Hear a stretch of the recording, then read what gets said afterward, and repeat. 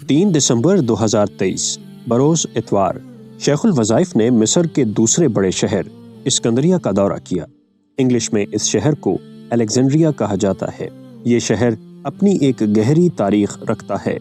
اس میں بہت سے قدیمی عجائبات موجود ہیں۔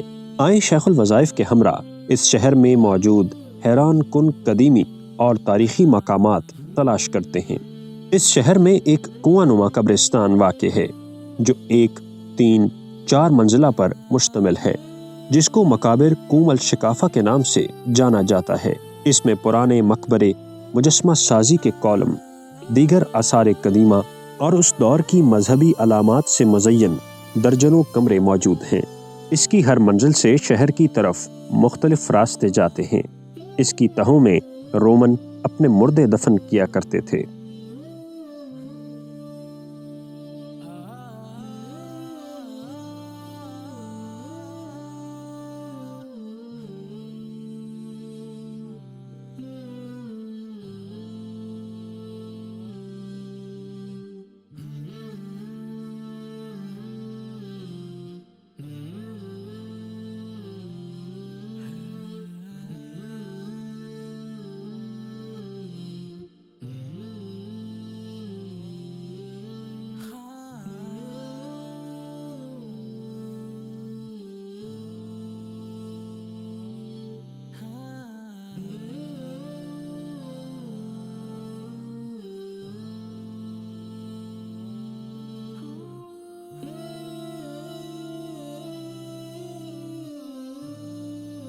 یہاں سے نکلے تو پاس ہی مصر کے مشہور یادگاروں میں سے ایک طویل قامت یادگار عمود السواری واقع ہے، جو گرینائٹ سے بنائی گئی ہے، جس کی لمبائی 26.85 میٹر اور قطر 2.70 میٹر ہے۔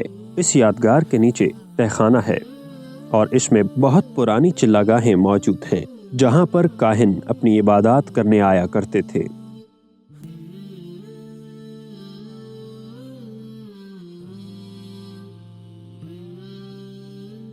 مزید آگے بڑھیں تو اسکندریہ میں موجود قائتبائی قلعہ، جو بحیرہ روم کے کنارے واقع ہے، یہ مصر کی تاریخ میں سب سے اہم دفاعی قلعوں میں سے خاص مقام رکھتا ہے۔ اس قلعہ کی تعمیر مملوک ریاست کے آخر میں 822 ہجری یعنی 1477 عیسوی میں سلطان الاشرف ابو النصر قائتبائی نے تعمیر کروائی۔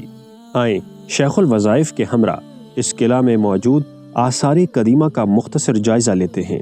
یہ قلعہ اسکندریہ کے قدیم مینار چراغ راہ یعنی لائٹ ہاؤس کی جگہ پر تعمیر کیا گیا تھا، جو دنیا کے قدیم 7 عجائبات میں سے ایک تھا۔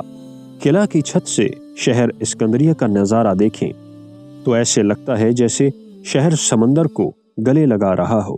اس قلعہ کے تینوں اطراف سمندر سے گھرے ہوئے ہیں۔ قلعہ میں موجود اسکندریہ کی دوسری قدیمی مسجد